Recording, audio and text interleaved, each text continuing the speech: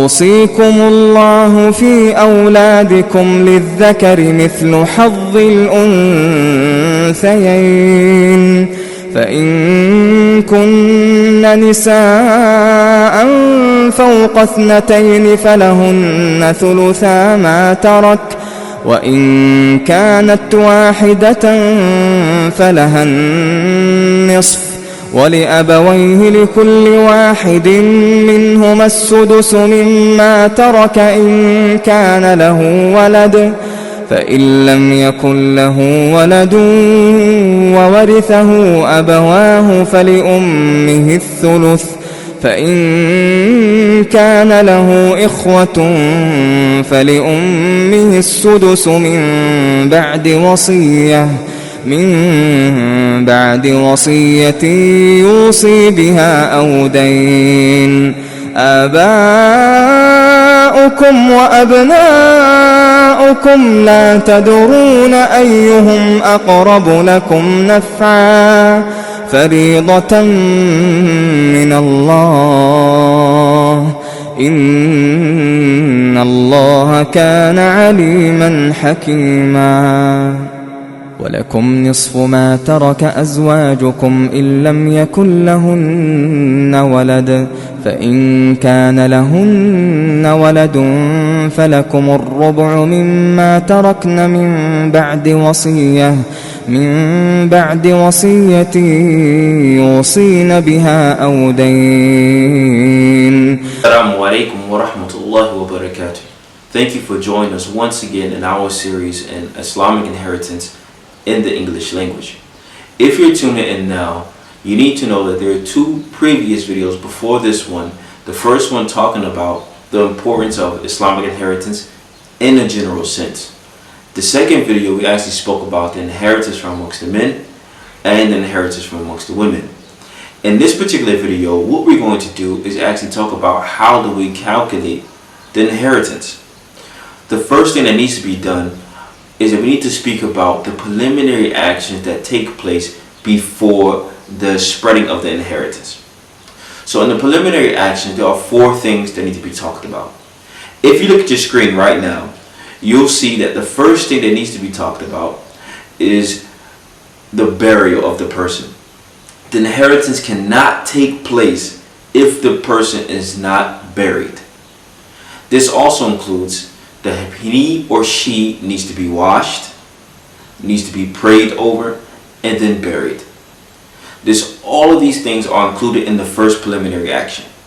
The person needs to have a ghusl, the dead person needs to be washed, they need to be prayed over, and buried in the ground.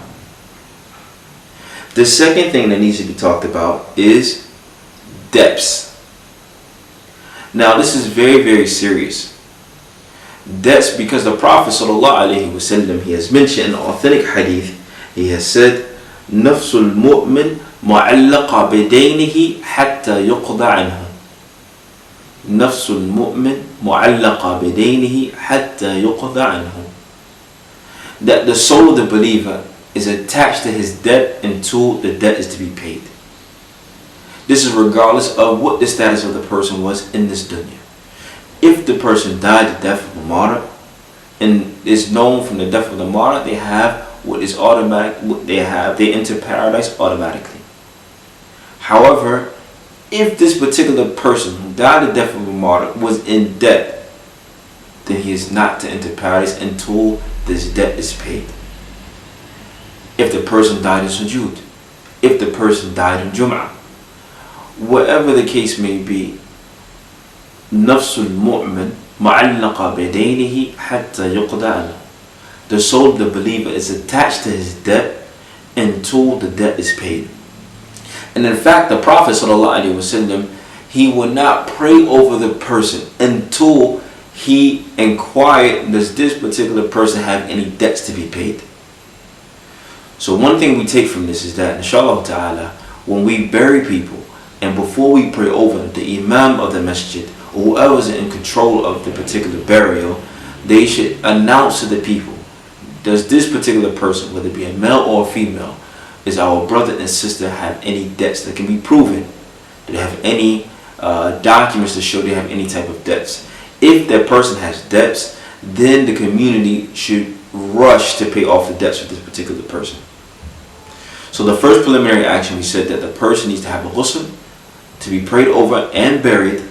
The second one, debts need to be paid. Debts need to be paid. Financial debts need to be paid.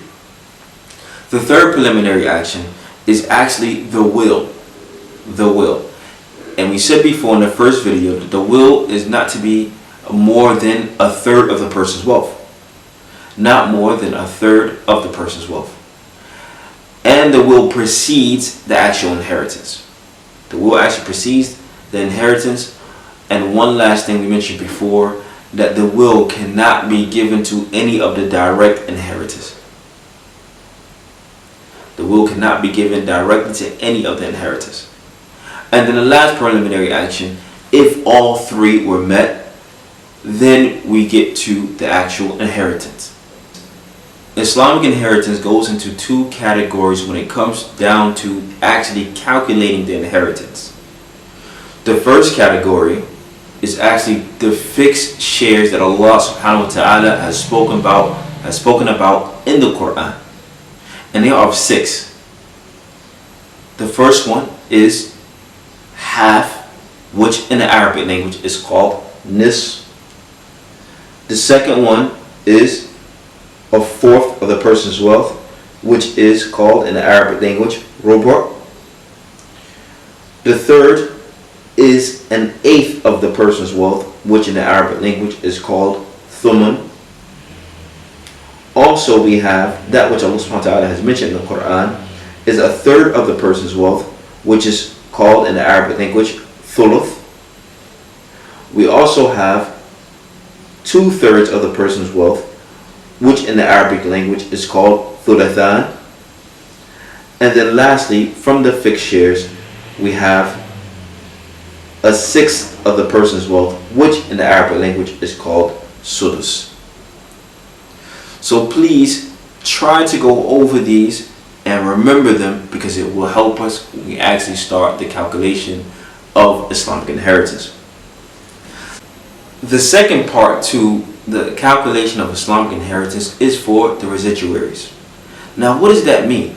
That basically means that these particular group of people, their portion is not mentioned in the Quran. However, it's mentioned in the Sunnah of the Prophet ﷺ. They generally take whatever is left over from the remaining of the wealth. And we'll actually specify who they are, inshallah ta'ala. But just generally speaking, you need to know that you have the fixed shares that's mentioned in the Quran, and then you have the residuaries who will take the remaining of the wealth, inshallah ta'ala. What we're going to do in this particular lesson is only go over one of the fixed shares in detail. The people who actually inherit half, and this is what we're actually going to speak about. There are only 5 classifications of people that are allowed to inherit half of the person's wealth. The first one is a zawj. Remember, we said before, we specify who is zawj in the Arabic language. Zawj is the husband. The second person that's allowed to inherit half of the person's wealth is called in the Arabic language bint, which means daughter. Then we have bint al-ibn, which in English is translated to mean granddaughter. So we have the husband, he's allowed to take half of the wealth. The daughter is allowed to take half of the wealth. The granddaughter is allowed to take half of the wealth. And then you have also shaqiqa, the full sister, meaning you and your sister, you have the same mother and same father. And then you have li'ab, meaning you and your sister, you have the same father, however you have a different mother. So these 5 people are allowed to inherit half of the deceased wealth. Now, that does not mean if all of them are in the same situation that they're all going to take half, because technically that's not possible. So it just means that these 5 people, if one of them are in the situation, then therefore they are entitled to half of the wealth. And there's actually conditions that go along with that, and we're going to speak about the conditions inshallah ta'ala. So let's look at some examples. We're going to speak about the 5 people that are to inherit half of the person's wealth. And we're going to start with the husband. Before we actually go into detail of the husband, there's one condition that the husband has to meet for him to inherit half of the wealth. If he does not meet this condition, then therefore he is not allowed to inherit half of his wife's wealth. And that condition is simply this: if there are any offspring between him and his wife, or his wife has a child from a previous marriage, therefore he cannot inherit half of the woman's wealth. He cannot inherit half of his wife's wealth. Once again, if there are any offspring, whether it be between the two, or his wife was previously married and she has a child from a previous marriage, therefore the husband cannot take half of the wealth. So if there are no children involved, then he is able to inherit half of his wife's wealth. So let's look at some examples. If you look at your screen, let's just say a woman has died. Halik, a person has passed away, and this particular person has passed away is a woman. She died and she left behind a husband. She also left behind a son who is not Muslim. Now remember, in the previous videos we went over who is allowed to inherit the wealth. So she left behind a husband and a son who is not Muslim. So how will we actually work out the situation? Therefore, we look at the situation and we say that, okay, the husband, he is allowed to inherit half of his wife's wealth. Well, a person may ask, well, how is that? Because there is a child involved. And you said that if there's a child involved, then the husband cannot take half. Well, in the previous video, we also said that there are a few conditions that a person has to meet to be from those that inherited, to qualify to be from those who are to inherit from the deceased. From those things, we said that a person cannot have what is called in the Arabic language ikhtilaf ad-din, which means that the person has to be of the same religion. So once again, in this particular situation, the husband is allowed to take half of the wealth. He is allowed to take half of the wealth. So let's give another example. A woman has died. There are no children involved. And she left behind a husband. Therefore, he is entitled to take half of the wealth. He's entitled to take half of the wealth. So now let's move on to the second situation. The second classification of people we spoke about was the daughter. The daughter. In the Arabic language, this is known as bint. Bint. And we said that she's allowed to take half of the wealth. Now, what is her condition that she has to meet? The conditions that she has to meet is that there is no other sister other than her, meaning she's the only girl, she's the only daughter. Another condition she has to meet is that she does not have a brother with her, meaning basically she's the only child. She's the only child. If this is the case, then yes, she is allowed to take half of her mother's or her father's wealth, depending on whichever one has passed away. Rahimahumullah. So now let's look at an example. The example, a father has died and he only left behind his daughter. He only left behind his daughter. He was not married and he only left behind his daughter. Therefore, she is to take half of the wealth. Automatically, she's to take half of the wealth. So let's say her father was very, very, very rich. He had $100 million in savings. Therefore, how much is his daughter allowed to inherit from him? Automatically, no one can take anything from her. These are the shares that Allah subhanahu wa ta'ala has promised her. She's allowed to have how much? $50 million. Automatically. Automatically, she's allowed to inherit $50 million. No questions asked. So what are her conditions? Once again, her conditions is that she has to be the only child. The only child, meaning there's no brothers and there are no sisters. If she has met this condition, then therefore she's entitled to half of her parents' wealth. Subhanallah. Subhanallah. The third person we actually want to speak about is the granddaughter. The granddaughter. If the granddaughter is in the situation and the father has passed away. An example, I use myself as an example. I have passed away. Just for an example, let's say I have daughters. However, my daughters also has passed away, but my granddaughters are present. My granddaughters are present. I have one granddaughter. Okay? If I have passed away and my daughters are not there, meaning they have passed away also, and my granddaughter, one granddaughter is present, my granddaughter can take half of the wealth.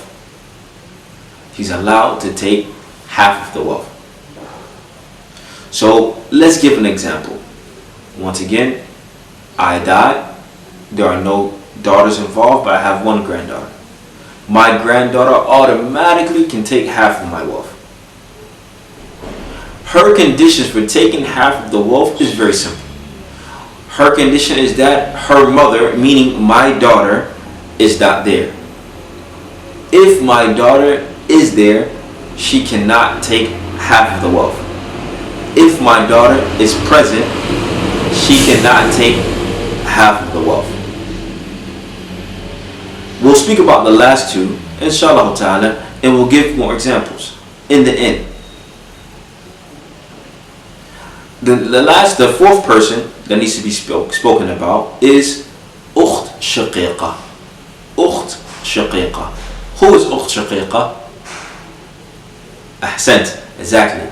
Ukht Shaqiqa is my full sister. My full sister. Her conditions are basically for her to take half of my wealth, that none of my children are present. Either they have passed away or I have no children. If I have no children, then my full sister, meaning we share the same father and the same mother, she can take half of my wealth. She can take half of my wealth. So let's give an example. Once again, I pass away. May Allah have mercy on me. I have no children involved, but I have a full sister. My full sister is allowed to inherit half of my wealth. She's given half of my wealth. Automatically, no questions asked. It's a promise from Allah subhanahu wa ta'ala. Wa'id min Allah. It's a promise from Allah. Also, the last person we're going to speak about is Ukht Li'ab. Ukht Li'ab. What is the Ukht Li'ab? Ahsant. Ukht Li'ab is my half-sister from my father's side. Meaning, we share the same father, however we do not have the same mother. If this is the case, the condition she needs to meet is that, one, my full sister is not present. Meaning I have no full sister.